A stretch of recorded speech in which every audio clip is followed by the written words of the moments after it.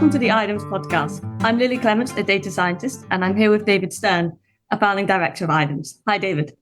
Hi, Lily. Looking forward to this discussion. Yes, I thought today we could discuss about chatbots and AI. Yes. And this is particularly relevant for us because we've got very sucked into building chatbots, but most of our work is building old-fashioned chatbots, whereas everybody now is excited about AI-based chatbots. So could you first just distinguish that difference for me between old-fashioned chatbots and... Well, for a long time now, computer systems have been set up so that you can choose from a set of answers. And you have this with your phone, whether it's an audio sort of chatbot type thing, where it says, choose one to do this, choose two to do that. Sure. So those flow charts you see when you're younger and or maybe even these days, to make a decision. Yeah, and it's taking you through a set of deterministic, and I think I'm using that word a bit carefully, information that in a way which is consistent, reliable, and from a user's perspective, sometimes really frustrating. Yes, I know. In fact, a lot of the time when I start with chatbots, if I'm using a kind of online ones, I will just straight up say, put me through to a human. Exactly. And this is where, when they are designed in certain ways, if you are looking for a particular type of information, if it doesn't have the exact thing you're looking for, it can just take you around in circles in ways which are really frustrating. Online banking is where I find I continually get very frustrated with the way some of these chatbots are set up. That is the one I had in particular in my head, yes. But it's used in all sorts of service industries. Airlines use them in all sorts of ways. It saves, in theory, it is better than a call center, because in a call center, you need humans to have those structured systems anyway. And so there should only be a set of things you can do anyway. Done right, it can be more efficient and more effective. And don't get me wrong, I've definitely come across some which are done excellently, where you go through and you get your answer straight away and it's perfect. Exactly. And I think one of the key things is, what are you using this for? And one of those key cases is that, as with the banking or the airline, you have a specific need at a given time, and this is set up to help you meet that need. And the way in which a sort of deterministic system can do that compared to a human, if it's well designed, at times it can be very effective, but it does depend on the nature of the need.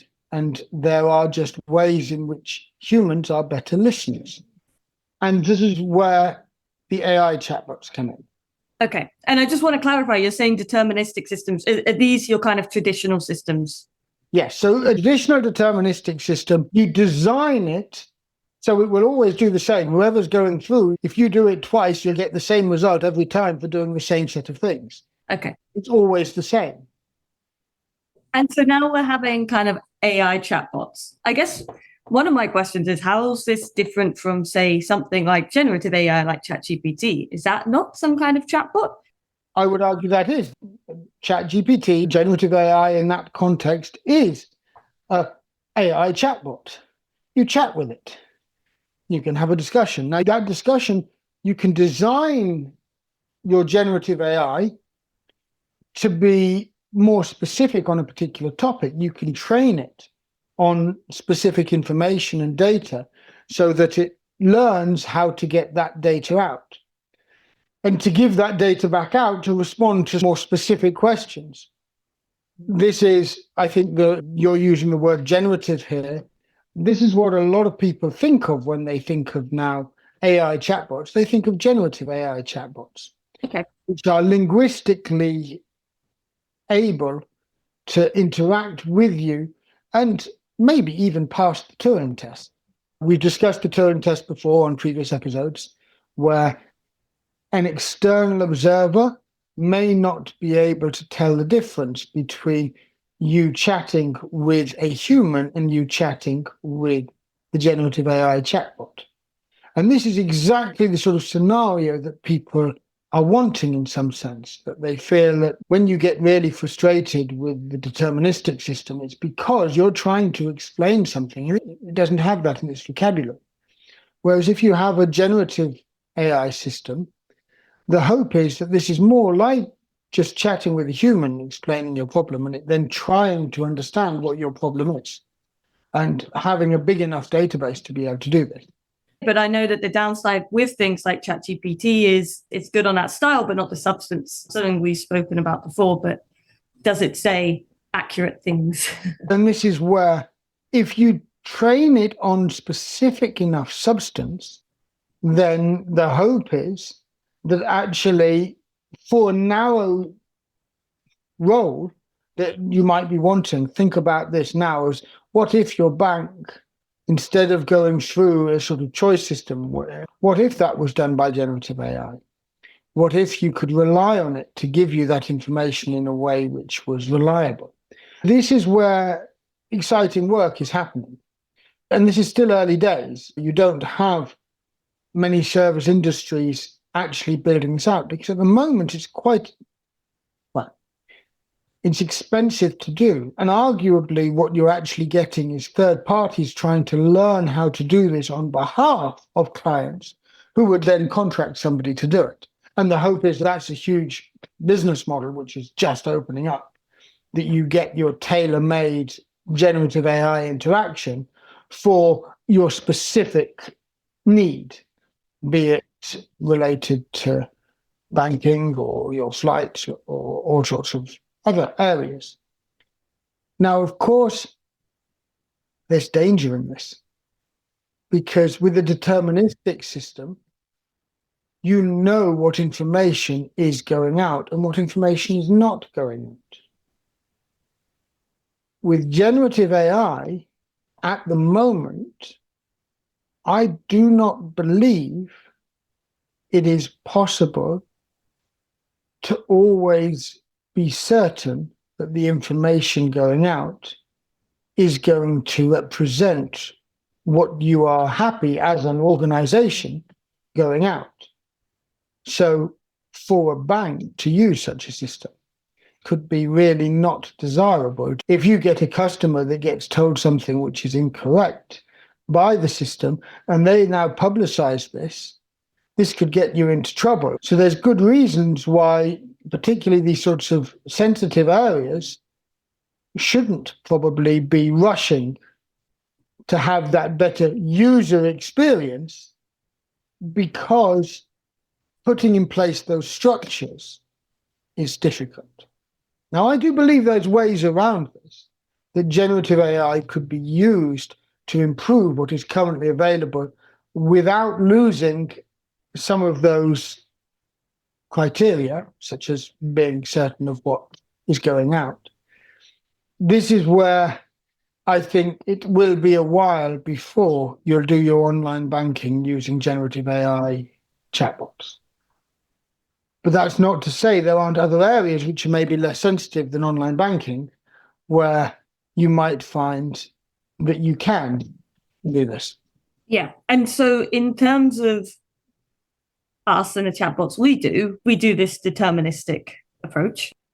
We're being pushed to work towards using AI systems in different ways and being challenged to think about how do we do so responsibly. And that's a really big deal. And so very simply, yes, at the moment we use deterministic systems. We try to build them for a very different purpose, not so much for individual information when you need on demand, but actually a number of the chatbots that we're about, it's more about almost a learning pathway, actually sharing, going through a program of information which is shared with you and which engages you. And that's a different way of using these chatbots. And there are lots of different ways. We're not saying that one is better than the other. I think there's a lot of misunderstandings around chatbots in different contexts and how they are used and how they can be used and maybe how they should be used. There's some very interesting research about some of the values that you could get with these more AI-based chatbots related to things like mental health.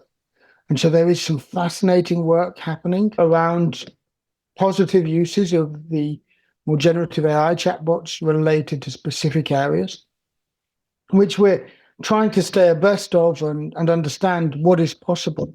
And there are also in the international development spaces, there's elements of using the more deterministic systems for education, which are very powerful, as well as the sort of things that we do related to reducing violence against children and sexual reproductive health, these sorts of things.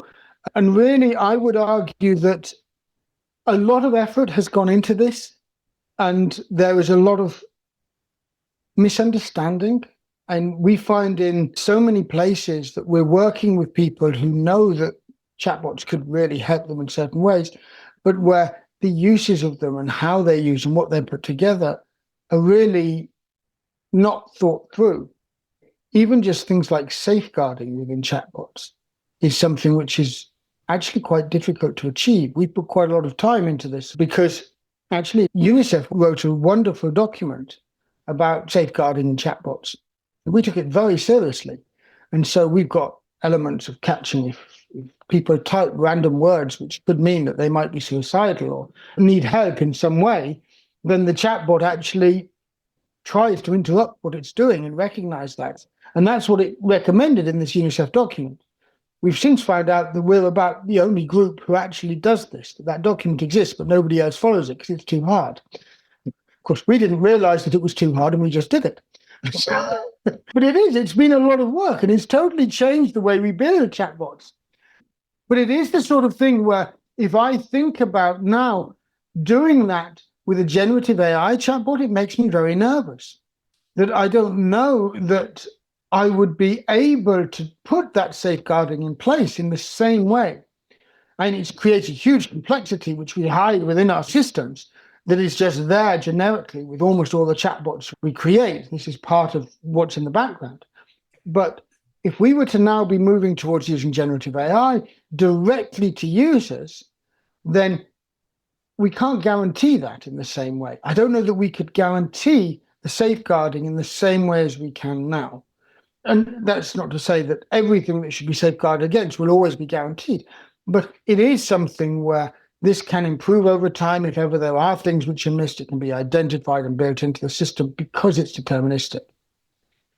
And so maybe I should switch to saying part of our thinking about how we think generative AI could be really powerfully integrated into deterministic systems rather than necessarily replacing some of these chatbots. Do you have any other questions you'd like to dig into first before I go in that direction? No, this is incredibly interesting. I work on the data side of the chatbots, but I didn't know that there was this aspect. So if I'm understanding correctly, if you type in certain words into the chatbots for the ones we work on, it will get out of that like deterministic algorithmic state of the chain it's going down and go, no, we are now going to this part, and overrides it. Yeah, if you were to put in something where you say suicide or whatever in the middle of what you're typing into the chatbot, then it will flag that as being a safeguarding word, take you out of the flow you're in, put you into a state where it says, it sounds like you might need help. Do you need help? Sure. And then it takes you into another part. It's all deterministic still. Yes. But it's taken you out of what you were doing. And we've done this sort of programmatically throughout chatbot. And this is sort of a huge system which was built on top. And we put this in, so when people are authoring chatbots with us, they don't worry about this so much. But this is then added on top of what they then do worry about. So this is then put on as sort of part of the safeguard. Now, that has caused its own problems in different ways. But these are exactly the sort of things that can get ironed out over time as you figure out what you want to happen deterministically. And as I say, we can't take credit for things of this. This has come out of this really powerful UNICEF document, which really had guidelines on this, which apparently we seem to be the only ones who really took it seriously. Well, we've not yet come across another sort of chatbot builder working in that sphere where they've taken this document as seriously as we have and really tried to implement this. But this is something which is now baked into the chatbots that we build in many cases, because we understand why, given a deterministic chatbot, you can get into these loops which are just so frustrating, where you could be doing harm. We want to build chatbots that don't do any harm. And so it's been a very big part of the work. It's been a lot of effort that's gone in. But let me take a step back and say, okay, how do we see really responsible use of AI in these concepts? And one of the things which is absolutely clear is that one of the reasons these deterministic ones don't work well when you have something specific you want is because they're not comprehensive enough. It's a lot of time and effort to author and to think of everything people might want to ask. As I say, let me just make this distinction again between the sort of chatbot where we're trying to take people on a journey through a sort of almost learning material, which is really the heart of a lot of the chatbots we build, and these chatbots which you approach when you have a problem or a question. Sure. Okay. It's that latter which really needs you to be comprehensive. And this is where you get so frustrated. I'm going to give one example because I don't think anyone's going to take offense at this. But for whatever reason, I needed on a document the postcode which corresponded to the sort code I had for the branch. My sort code was from years and years ago, so the branch it associated with didn't exist anymore. And so I didn't know the current postcode that I should have associated to my sort code. And I thought, oh, at last, something which the chatbot will be able to help me with. And it was so frustrating. I couldn't get the information. I eventually did, but not using the bank's chatbot. It was something where it was a very specific need. And I needed it because there was a form which for some reason wanted the postcode associated to the sort code. And I had to put that in, otherwise I couldn't complete the form. But I couldn't get that postcode because the branch that used to exist 20 years ago, I am quite old, it was over 20 years ago, but when I started that, it didn't exist anymore. And so I didn't know how to get the postcode that was now appropriate. I thought this is an easy question. I just go through it, and it wasn't there. For whatever reason, it wasn't part of what the system was set up to do.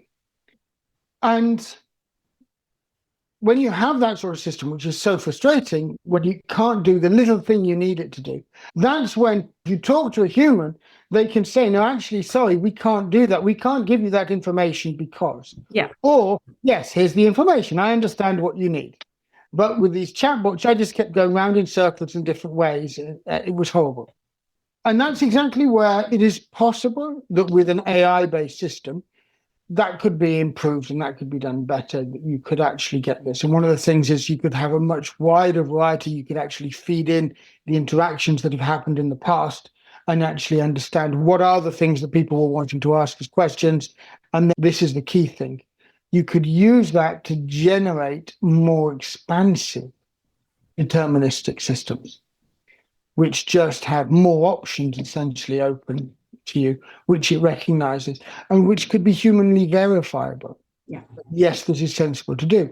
So you could use these AI systems to actually trawl through all the conversations that have happened and identify questions that should be answered by the system, which are not currently answered by the system, and generate proposals for what would be sensible, which could then be human verified, and you could then expand the system. So that's one way in which you could build better deterministic systems, because you could use AI to be able to take the data that exists and identify new pathways through your deterministic system.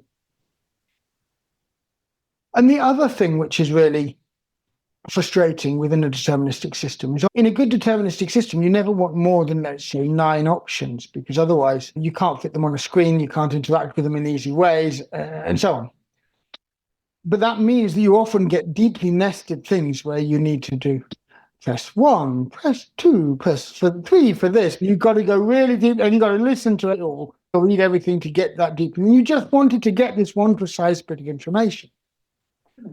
And so the other thing that I believe that you could do through using generative AI technology is do essentially a mapping, where you use generative AI to interpret what you want to do today. And you type something in, and there are systems that do this now, or they exist, you see them. I've understood this. Am I correct to understand you want to do this, or do you want to do this, or do you want to do this? These are the things that I think you might be trying to do. Do any of those match? And I think that actually, again, if I think of that system and I tie that together with the other system, I think you could use generative AI to make these deterministic systems so much better, and they would just improve over time. As there are things you identify people are trying to do that the AI system can't do because it doesn't have that option yet. You could then say, okay, these are extra options we should be adding because people are asking to do this, and so on. So I think there's ways that you could build AI supported systems which are still deterministic that would far outcompete anything that I've used recently. And this would have in it then very easily and naturally these feedback loops of this is where it's going, this is where it's going wrong. Then it can continually improve over time, like other successful AI systems that we've spoken about in previous podcasts. That's absolutely correct. And this is what's so powerful. So this has all the ingredients, I would argue, of a really successful way of developing an AI enhanced tool. Yeah. And it's entirely responsible because it's still deterministic. Yeah. You still have the sort of finite tree of things you can do. It's just you can navigate the tree better because you can use a sort of linguistic ability to navigate it, hopefully. And you can actually get improvements suggested over the time, which can then be human verified and human entered. I really believe strongly this is the route that we want to go to build what I would be calling responsible AI enhanced chatbots, which are not what I would consider generative AI chatbots, because you're never generating the response on demand. The responses are all existing within this deterministic structure.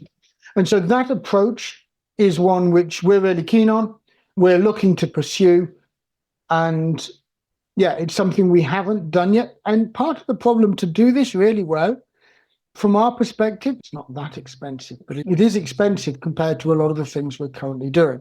And so we'd actually be needing to get investment to really pursue this aggressively as a route to getting powerful AI enhanced chatbots. We're not the only people thinking about this.